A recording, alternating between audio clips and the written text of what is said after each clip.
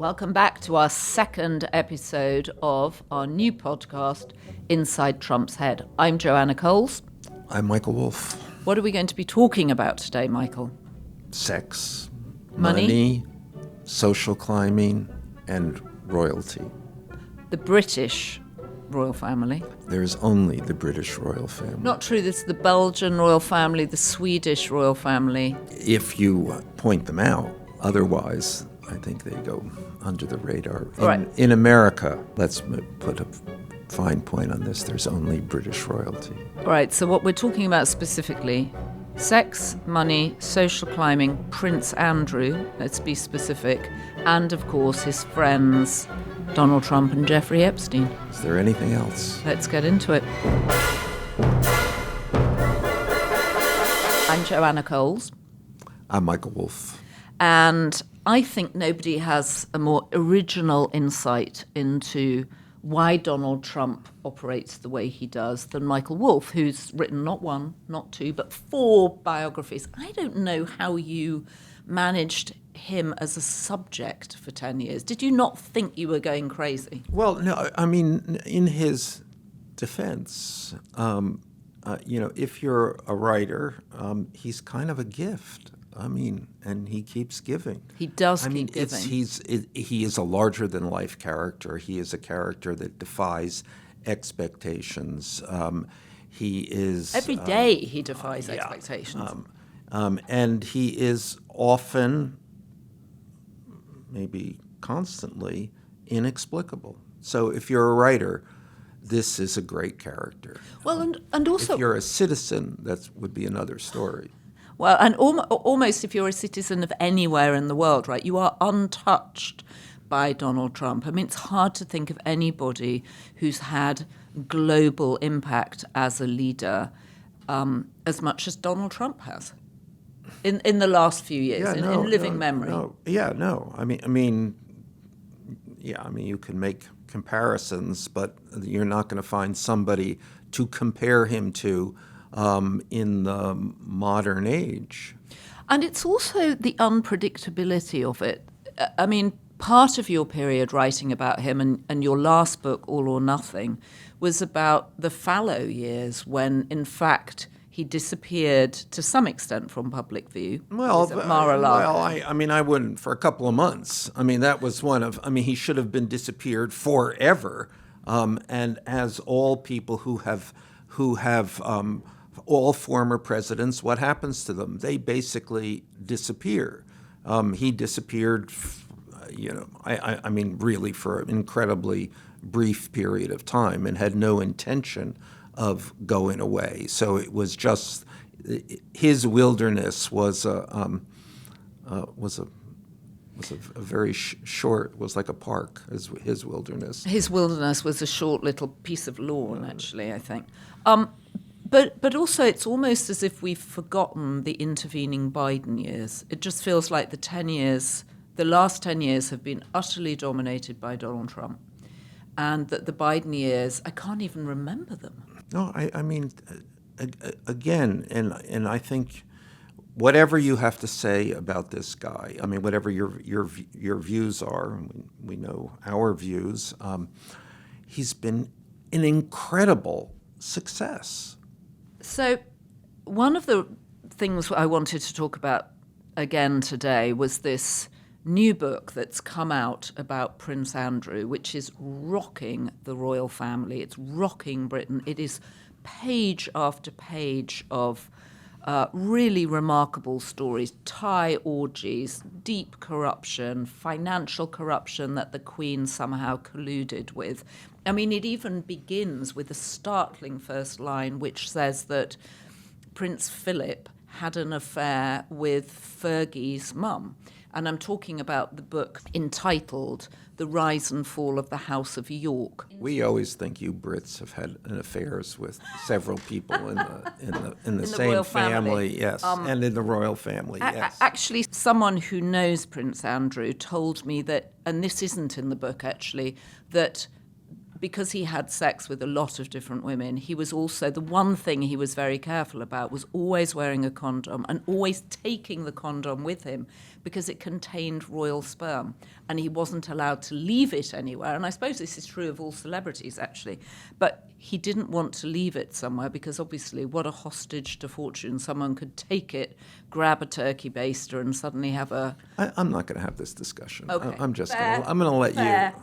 Anyway, we're talking about Andrew Lownie's book entitled The Rise and Fall of the House of York. And what's particularly interesting about it is it comes out in a week where Donald Trump is paddling like crazy under the surface to move the narrative on from Jeffrey Epstein. We know that he and Jeffrey Epstein were best friends. You've written about this. You interviewed Epstein at length after he invited you in to write a biography of him. But this book puts Epstein right back central with Donald Trump and with Prince Andrew. And Andrew is this, they were kind of a three musketeers, and it's important to understand that both Epstein and Trump had a thing about the royal family, and it was actually perfectly natural. These two, Epstein and Trump, among everything else they were also inveterate social climbers. That's what they understood. They understood the power. Power comes from who you know. And not only power comes from who you know, but money comes from who you know. I mean, these guys, Epstein and Trump, are not exactly AAA businessmen. Right. And so the question is, how do you get money? How do you raise capital? How do you get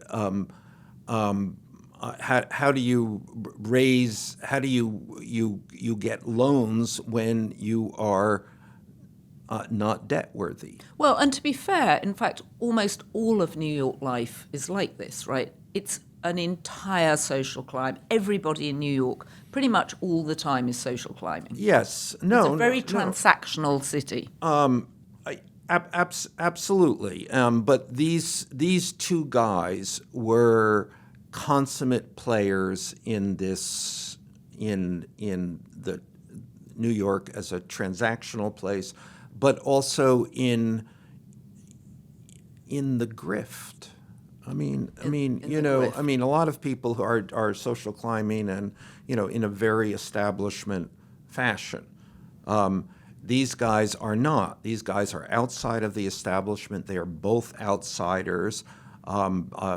Epstein is from Brooklyn.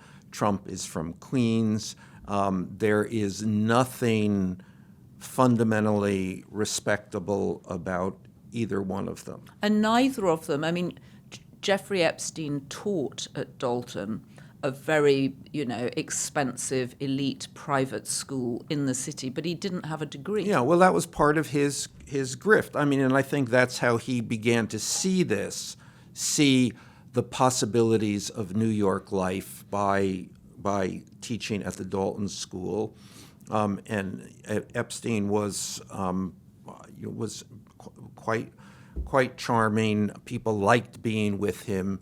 He had a gift for appealing to men who were older than he was, and I think he met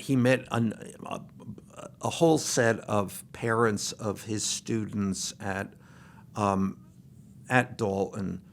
And began to see the possibilities. Well, and it was a parent at Dalton who got him his job at Bear Stearns. His first job in the financial market. Yes, no, and he became friends, which is not widely known, with the publisher of the New York Times.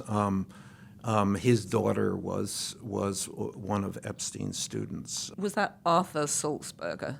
Well, they're all named Arthur, so it's. But this is Punch Sulzberger, I did not know that. So Jeffrey Epstein was friendly with the publisher of the New York Times. Yes, no. I mean, very close, very taken into that. I mean, he was the daughter, Punch Salzberger's daughter, was one of Epstein's students. And Epstein was very appealing. I mean, this is the kind of thing which I think people are going to object to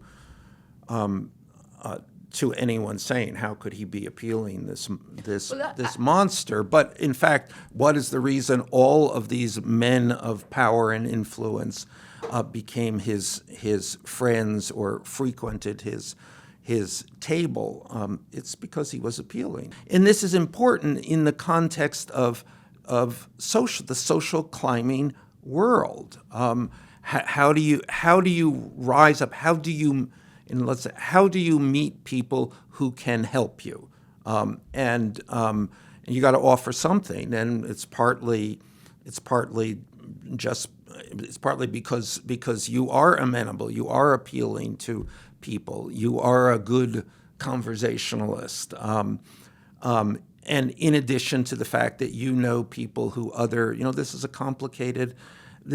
complicated transaction with both Trump and Epstein came to understand that Prince Andrew was a currency in this transaction. Right. And actually, Stacey Williams, who was briefly a girlfriend of Epstein in the 90s when she was a huge model, and she was, on the front of the Sports Illustrated calendar. She did Coca-Cola. She did huge campaigns. She dated him, and she said the thing that people don't like to hear is, when I first met him, he was incredibly appealing. He would have long conversations about politics, about current affairs. He was very dynamic. And then she began to realize that actually he had a very dark side to him, which she had an incident where he took her to visit Donald Trump. Donald Trump then allegedly groped her, and Jeffrey did nothing as his girlfriend was being groped in front of him. And then when they got in the elevator in Trump Tower down to the ground floor, he yelled at her for allowing Trump to do that. And she realized there was something weird.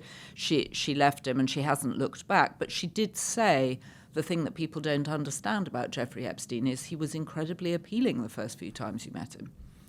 Or more than a few times. I mean, many people spent a long time with him, and there's an explanation that he was blackmailing them and he was offering them girls. But I know that there were many people around him who were not there, who were there for none of those reasons, and there because they enjoyed his company and also enjoyed the flow of information. And the flow of information was partly a byproduct of being a social climber. And how do you meet people who can supply you with information and supply you with introductions to people who can supply you with more information, or supply you with the wherewithal to get money to move into essentially financial circles? Well, one of the reasons, or one of the ways, is make friends with Prince Andrew, who is, the royal family has always been one of the great social climbing vectors. Well, and what's so fascinating is seeing it through a British perspective is that Prince Andrew always felt like the most washed up of the princes. First of all, he was the third of Queen Elizabeth's children. He was never going to be heir to the throne. He was third in line to the throne. So first you have Prince Charles, now King Charles, Princess Anne, and then you have Andrew. And he always seemed different from his siblings. But of course, that made him more accessible for somebody like Jeffrey Epstein and Donald Trump, and no less of interest to people to people who were interested in the royal family. Of course, he comes to America and he's immediately feted. Everybody wants to hold a dinner for him. Everybody wants to attend the dinner. I want you to talk about his relationship with Donald Trump and Jeffrey Epstein. Yeah, well, both of these guys, and Epstein and Trump functioned as a duo. They were, grifter buddies, basically. I mean, they had the same interest in women and also in money. How do you get money? How do these two guys who are not, who don't work for major corporations, don't have relationships with major banks, or don't have good relationships. And the other person who needed money in this triangle was Prince Andrew. Yes, exactly. And so Prince Andrew could get. I mean, they perceived that Prince Andrew had two weaknesses: women, who apparently he had an utterly insatiable appetite for. Well, one of the astonishing things in the book is that Jeffrey Epstein says, "I'm a pervert, but you are the king of kink." Yeah. I mean, it's just, oh my goodness. Jeffrey Epstein, the I hadn't heard ultimate that line, but that is a line certainly that sounds like Jeffrey Epstein. Well, I mean, so here we have, in Britain, he was always known as Randy Andy. The tabloid newspapers would always have some story of his latest hapless exploit. And he would be called Randy Andy. We didn't understand until this book came out with all of Andrew Lownie's exclusive reporting quite how randy he was. There's a description of a Thai orgy in which 40 women get ferried in and out of a hotel suite over a weekend. And then he passes some of these women, they're prostitutes, onto an Arab prince friend. But to come back to your point, what did they have in common? A lust for women and sex and money, and Andrew in particular needed money. And what he gave in return was this social climbing currency. And again, it's both Epstein and Trump. This is their grift. I mean, among the many grifts that they had, this is the royal family grift. And there was a point in which they had a competition, Trump and Epstein, who would be the first one to sleep with Princess Diana.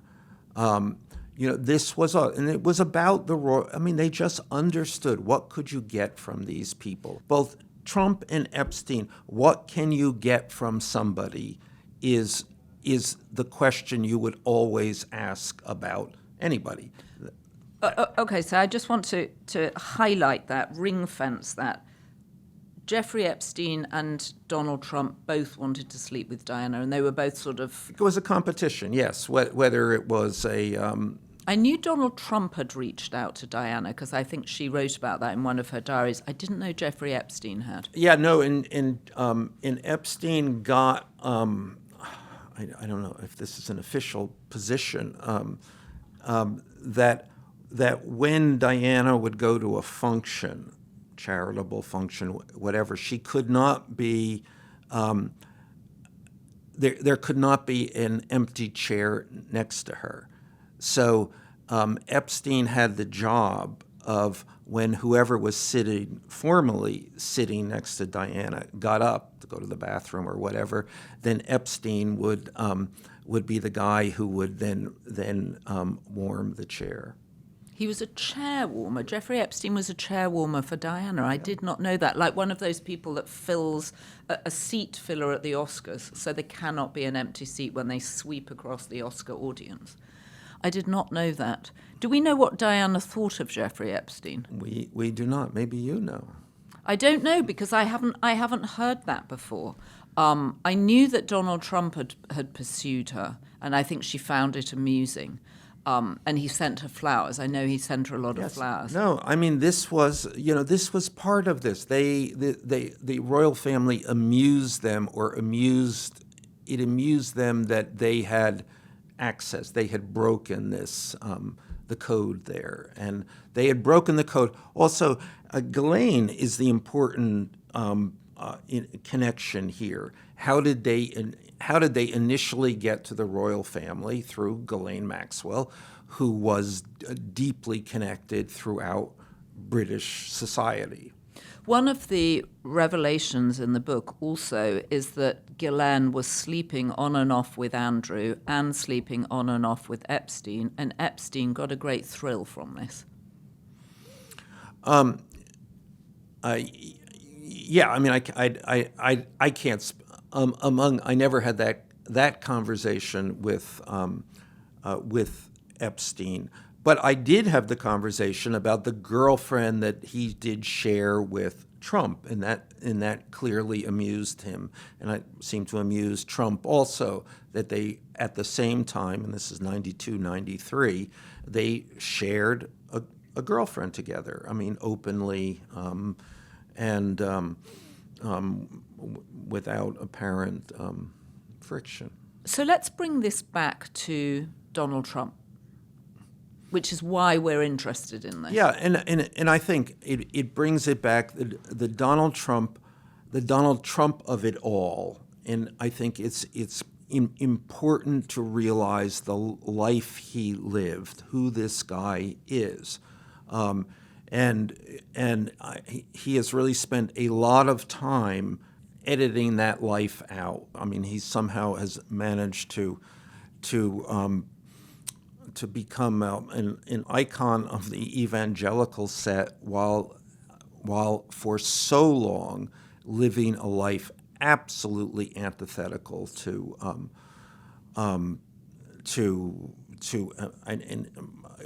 people who live in the context of church and religion. This is Donald Trump. It's extraordinary. But then also the fact that he was as close as he was to Jeffrey Epstein. Again, this is another detail which I think must come as quite a shock to the MAGA people, who thought that everyone else in power was going to be implicated in their Jeffrey Epstein relationships, when it is Donald Trump again. And the MAGA god at one point, Elon Musk, also pointed this out to them when he was having his fit of pique with Trump after he'd left Doge. He tweeted out, "Trump is in the Epstein files." But it is, and that among the connections, Prince Andrew is a key connection to Donald Trump. They were, and essentially these two guys are conspiring. How do we get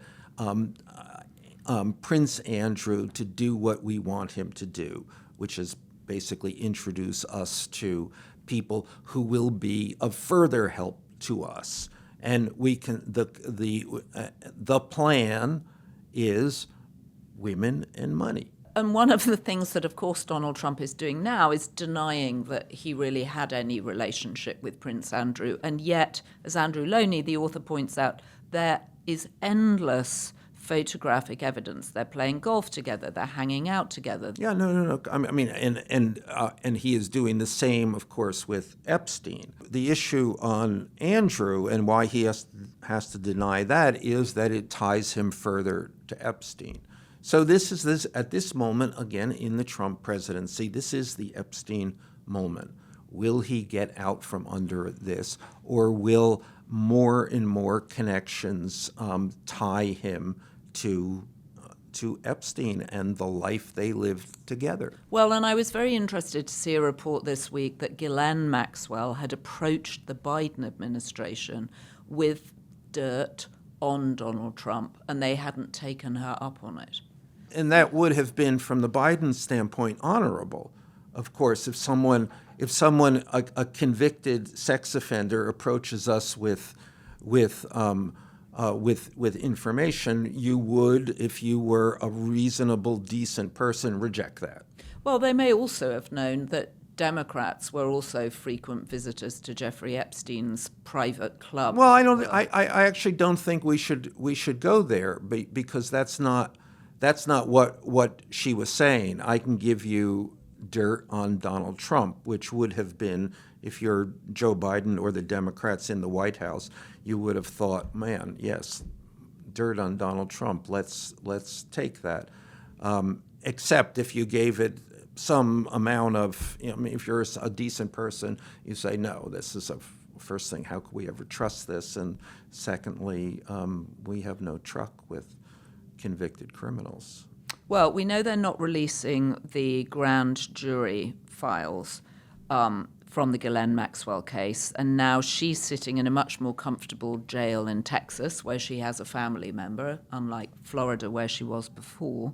And I guess she's hoping that that the information she obviously gave to Todd Blanche, number 2 in the... Who's the family member? I hadn't heard sister. that. She has a sister who lives in Texas. Curious, and we should come back to that, because once I was almost in business with the Maxwell sisters. Well, you may have dodged a bullet, or they may have dodged a bullet. Either way, thank you for guiding us inside Trump's head. How do you think Trump's head is gearing up for his conversation with Putin tomorrow? Well, as I remember before his last one-on-one was in Helsinki, and he refused to do any preparation for that. So no preparation for a sit-down with Vladimir Putin on how to resolve the war in Ukraine. Yes, and even then I remember Steve Bannon pointing out that certainly at that point in time, Trump would not have been able to locate Ukraine on the map. I'm very mindful of your conversation with people in the White House, which you talked about on the podcast earlier this week, where you said that they think he is so desperate to move the narrative on from Jeffrey Epstein that he will insist that parts of Ukraine are given up to Russia.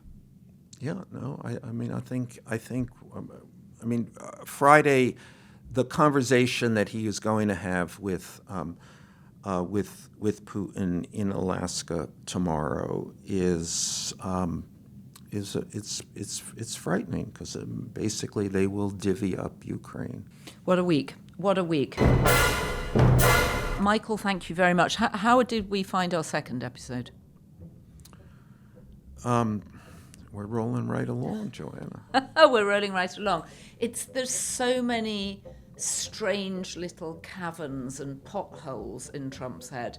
I feel very confident we're going to need grappling hooks and who ropes. knew that Prince Andrew occupied a space in Donald Trump's head, a privileged space. We'll be back with 2 more podcasts inside Trump's head next week, where we'll unpack whatever happens in Alaska. Don't forget to subscribe, leave us a comment, share it with your friends, sign up and subscribe wherever you get your podcasts, on Spotify, Audible, Apple, for Inside Trump's Head. And leave us your questions too. We're going to have several episodes where we talk about questions, conspiracy theories, and your comments.